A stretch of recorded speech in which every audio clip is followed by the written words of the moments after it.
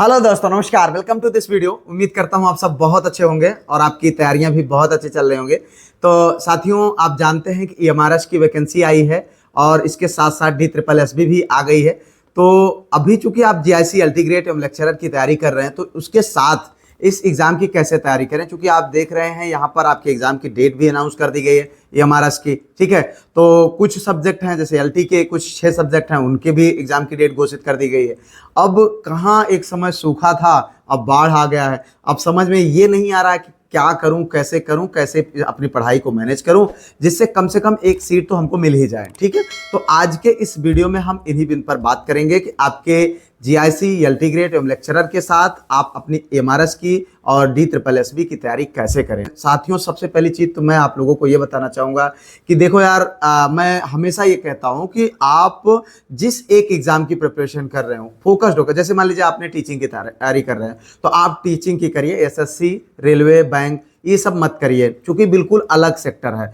और उसी तरीके से चूंकि अब जो ये वैकेंसीज हैं ये सब शिक्षक भर्तियों से संबंधित है, तो आपको मैं ये बिल्कुल भी सलाह नहीं दूंगा कि ये आप जो है सिर्फ जीआईसी अल्टीग्रेट और लेक्चरर तक सीमित रहें या टीजीटी पीजीटी तक सीमित रहें, इन वैकेंसीज में पार्टिसिपेट ना करें, ऐसी सलाह मैं बिल्कुल नहीं दूंगा। हालांकि थोड़ा दिक्कत है इसलिए कि अगर आप देखें एमआरएस में तो बिल्कुल पंचमेल खिचड़ी है, पूरा सब जो दिया गया है उसमें जो है यानी जनरल अवेयरनेस के नाम पे 10 क्वेश्चन दिया गया है और आईसीटी के नाम पे आपको 15 question, reasoning 15 question, teaching aptitude के नाम पे 30 क्वेश्चन और उसके बाद डोमेन नॉलेज के नाम पर जो है 20 क्वेश्चन दिया गया है। तो वहाँ पर लैंग्वेज का अलग क्वालिफाइंग है, मतलब वहाँ पर आपको एकदम से विद्वान बनने जैसी चीजें हैं कि आपको हर विषय में आपको नॉलेज होना ही चाहिए। तो अब यहाँ पर दिक्कत ये हो रही कि हम तो पढ़ रहे थे जीएससी अल्टीग्रेट जो कि एक सब्जेक्ट है और साथ ही साथ जीएस पढ़ रहे थे और जीएस हम पढ़ा रहे थे, तो जीएस में भी बड़ा अच्छा चल रहा था मामला।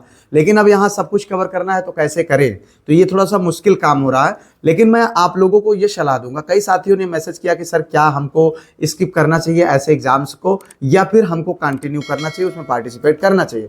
तो यार देखो, मेरा व्यक्तिगत सुझाव ये रहेगा कि आपको पार्टिसिपेट करना चाहिए। इसलिए करना चाहिए, मैं ऐसा सलाह बिल्कुल भी नहीं दूंगा कि आप छोड़ दीजिए। क्यों? क्योंकि देखो यार, अवसर ना बहुत बहुत बहुत मुश्किल से और बहुत बाद मिलता है। अभी आप देख रहे हैं कैसे हम लोग बिल्कुल एकदम से जैसे पपीहा जो है स्वाति नक्षत्र की बूंद का इंतजार करता है, उसी तरीके से हम लोग इंतजार कर रहे थे। अब अवसर आए हैं तो हम हर एक अवसर को भुनाने के लिए जितना हो सकेगा उतना करेंगे, उसके लिए हम तरीका बताते हैं। और एक चीज, हाँ, जो मेन चीज मैं आप लोगों को ये बताना चाहता हूं कि देखो, एमआरएस को आप जो है प्राथमिकता में बिल्कुल भी नहीं रखिएगा। ठीक है, आपका सिलेक्शन हो जाएगा, वेतन तो बहुत अच्छा है, नो डाउट, उसमें तमाम अलाउंसेस है, लेकिन सिर्फ और सिर्फ आप नौकरी कर पाएंगे, घर परिवार से भी दूर हो जाएंगे, क्योंकि वो कहीं ना कहीं ट्राइबल क्षेत्रों में आपकी पोस्टिंग होती है। ठीक है, तो आपको इस बात को समझना पड़ेगा कि उस नौकरी को लेने के बाद भी आपकी ये चाहत रहेगी कि आप जो है यूपी के अगर आप हैं तो यूपी में वापस आ जाएं। ठीक है, आप यहाँ तक कि केवीएस उससे कई गुना बेहतर है, लेकिन आप वहाँ भी सेलेक्ट होने के बाद आप अपने यूपी की वैकेंसीज में, यूपी के जो शिक्षक भर्तियां होती हैं उनमें पार्टिसिपेट इसलिए करते हैं क्योंकि आपको वहाँ पर स्थायित्व मिलता है, आप अपने घर के आसपास में आ जाते हैं। लेकिन एमआरएस हो, केबीएस हो, इन सारी वैकेंसीज में इतना ट्रांसफर होता है और साथ ही साथ बहुत दूर आपकी पोस्टिंग होती है, तो आप जो है अपने परिवार के आसपास नहीं रह पाते हैं। ये मेन चीज़ है, तो आप इस बात को समझिए। एमआरएस को आप जो है सेकेंडरी के रूप में रखिएगा, प्राथमिकता में बिल्कुल भी नहीं होना चाहिए। तो अब दोनों के बीच में कैसे बैलेंस बनाएं, देखो, मैं आप लोगों को ये कहना चाहूँगा, जो 6 सब्जेक्ट्स हैं, जैसे मान लीजिए आपका जिनके एग्ज़ाम की डेट एलटी की घोषित हो गई है, भैया आप तो सेंटर्ड रहो, पूरी तरीके से फोकस्ड रहो। आप फॉर्म भले डाल दो, एक आध घंटे अगर आपका समय बच रहा हो तो अलग विषय है दे दो, अन्यथा आप पूरी तरीके से जीआईसी अल्टीग्रेट पर फोकस्ड रहो। ठीक है, बाकी जो विषय हैं उनको मैं कहूँगा कि उस जो है फॉर्म भी फिलअप करें और थोड़ा सा पढ़ें भी। पढ़ना उनको ज़्यादा नहीं है, बस थोड़ा पढ़ना है। जैसे मैं आपको बताऊं तो आपका जो जनरल अवेयरनेस वाला पोर्शन है उसे हम जीएस के माध्यम से और साथ ही साथ करंट अफेयर्स के माध्यम से लगभग कवर कर लेंगे। उसके लिए आपको अलग से कहीं पढ़ने की ज़रूरत नहीं है। ठीक है, वो एग्ज़ाम तक करंट अफेयर्स ही कुल मिलाकर के समझ लो है। अब बात होती है रीजनिंग की। रीजनिंग अगर हम देखें तो 15 नंबर का आता है। अब 15 नंबर की रीजनिंग काफ़ी अच्छा माना जाता है। हम रीजनिंग को बहुत आसानी से लर्न कर सकते हैं। हम आधे घंटे पौने घंटे अगर हम रेगुलर, देखो एक स्लॉट आप बना दीजिए, जो बाकी विषय वाले एक स्लॉट बना दीजिए 2-2.5 घंटे का, आप इधर अपना फोकस कर सकते हैं। 2-2.5 घंटे आप जो है निकालिए, बाकी अपना पूरा समय जो 7-8 घंटे आप निकाल रहे हैं, आप पूरा समय अपने एलटी ग्रेड जीआईसी लेक्चरर पर दीजिए, लेकिन 2-2.5 घंटे का स्लॉट एक निकाल दीजिए, जिसमें कुछ समय निकाल करके आप चाहें तो रीजनिंग को देख सकते हैं, आप चाहें तो जनरल अवेयरनेस को जैसा मैं पढ़ा रहा हूँ तो आप पढ़ ही सकते हैं। उसके साथ साथ आईसीटी वाला पोर्शन एक कह सकते हैं कमोबेश पूरा वही कंप्यूटर है, जिसमें आप कह सकते हैं इंफॉर्मेशन एंड कम्युनिकेशन टेक्नोलॉजी, यानी वो कुल मिला करके आपका कंप्यूटर वाला पोर्शन है। तो जिसमें 15 क्वेश्चन आएंगे और 15 नंबर के होंगे, तो उनको भी आप थोड़ा थोड़ा देखेंगे, जो आपके जीएस के लिए भी काम आ सकता है, ठीक है, जो आपके जीआईसी एलटी ग्रेड में लेक्चरर में काम आएगा, तो उसको भी आप देख सकते हैं थोड़ा समय दे करके, बहुत फोकस नहीं हो जाना है। अब बात आती है जो मेजर पोर्शन इसका है, टीचिंग एप्टीट्यूड, यानी अगर हम उसको साफ साफ शब्दों में कहें, शिक्षण अभिक्षमता यानी पेडोगॉजी, ठीक है। अब पेडोगॉजी में 30 नंबर का एक पोर्शन अलग है, उसके साथ डोमेन नॉलेज में चूंकि एक्टिविटी बेस्ड पेडोगॉजी और केस स्टडी बेस्ड जो क्वेश्चंस होते हैं, वो कुल मिलाकर के उसको भी हम मान सकते हैं कि वो आपके पेडोगॉजी का ही संबंध, यानी कुल मिलाकर के 50 क्वेश्चन आपके पेडोगॉजी से संबंधित है। तो इसके लिए थोड़ा सा आपको वर्क करना पड़ेगा, 1 घंटे आपको इस पर मेहनत करना पड़ेगा। अगर आप साइड में कर पाइए तो जरूर करिए, ठीक है। अब अगर हम बात करें इस तरीके से डोमेन नॉलेज के अंतर्गत 10 नंबर का एनईपी आता है, तो उसको तो आप 2 ही दिन में पढ़ के खबर कर सकते हो। एनईपी कोई बहुत बड़ा टास्क नहीं है, आप एनईपी से ही सब जो है एनईपी 2020 से ही क्वेश्चंस आने हैं, तो वो भी आराम से कवर हो जाएंगे, कोई बहुत बड़ा इसमें नहीं है। तो आपका जो मेजर पोर्शन निकल करके आता है वो है टीचिंग एप्टीट्यूड वाला, यानी आपके पेडोगॉजी वाला सेक्शन।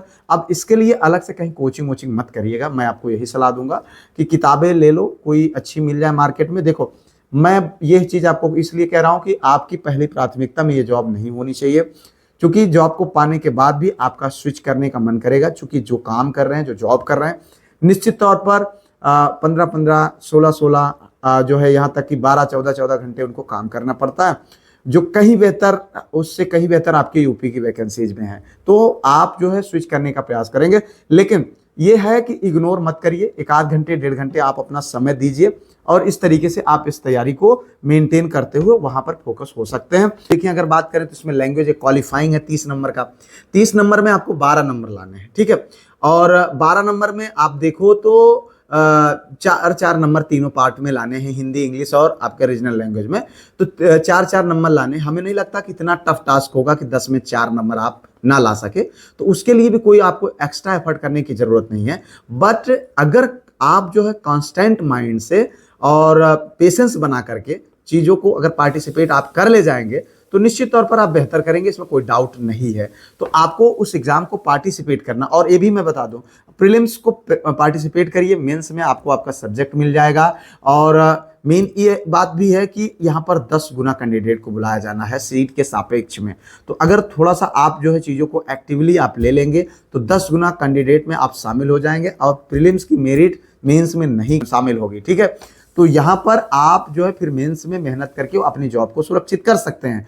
तो इसलिए मैं आप लोगों को यही सलाह दूंगा कि साइड में आप इसकी तैयारी करिए। अगर आप बात करें हम DSSB की, तो उसमें भी आपको इसी तरीके से करना है, ठीक है। जो आपके सब्जेक्ट से संबंधित है आप उनको ठीक है, उनको तो पढ़िए, उनको तो मेन फोकस्ड में रखिए, लेकिन जो एक्स्ट्रा चीज़ें हैं, जो आपके GIC LT grade, GIC lecturer, TGT PGT से अतिरिक्त है, उनको आप साइड में 1-8 घंटे टाइम निकाल करके देखिए, ठीक है। मैं बिल्कुल भी ये सलाह नहीं दूंगा कि सब कुछ छोड़ करके आप उस पर फोकस करें। बाकी आप स्वयं बुद्धिमान हैं, आपके पास स्वयं का विवेक है, आप उसको अपने स्तर से समझिए कि मैं ऐसा क्यों कह रहा हूँ। देखो अवसर है और एग्जाम है, आपको इसकी रणनीति बनानी पड़ेगी। ऐसा नहीं है, आप देखो एक एक पोर्शन को पहले उसमें समझो कि क्या मांगना चाहता है और क्या आपसे पूछ सकता है, ठीक है। एग्जाम लेने का क्या उद्देश्य है, इन सारी चीज़ों को भली बात आप समझिए, उसके बाद आप जो है आप इस एग्जाम में पार्टिसिपेट करिए। निश्चित तौर पर आपको पार्टिसिपेट करना चाहिए। मैं बिल्कुल भी आपको ये सलाह नहीं दूंगा कि आप इस एग्जाम को स्किप करें और साइड में करिएगा, ठीक है। मैं इसको बार बार मेंशन करूंगा। फिलहाल इसके साथ साथ आपका जो सब्जेक्ट है, आप उसके जीएस के लिए लगातार मैं मेहनत कर रहा हूं। आप लगातार जो है उनकी वीडियोज को देखते रहिए। GICLT ग्रेड के बाकी जो विषय हैं उनके भी एग्जाम्स जो है आपके जनवरी के आसपास तक हो जाने हैं, तो यहाँ पर आपको कहीं से भी ढीला नहीं होना है। लेकिन अगर आप साइड में मैनेज करेंगे तो आपका EMRS और DSSS भी दोनों आराम से मैनेज हो जाएगा। ठीक है, तो इस वीडियो में इन्हीं सब बिंदुओं पर बात करनी थी। अगर आपको ये वीडियो अच्छी लगी हो तो चैनल को सब्सक्राइब करिएगा, वीडियो को लाइक करके अपने दोस्तों में जरूर शेयर करिएगा। मिलते हैं किसी और वीडियो में किसी और टॉपिक पर, तब तक के लिए जय Hind, Vande Mataram, best of luck.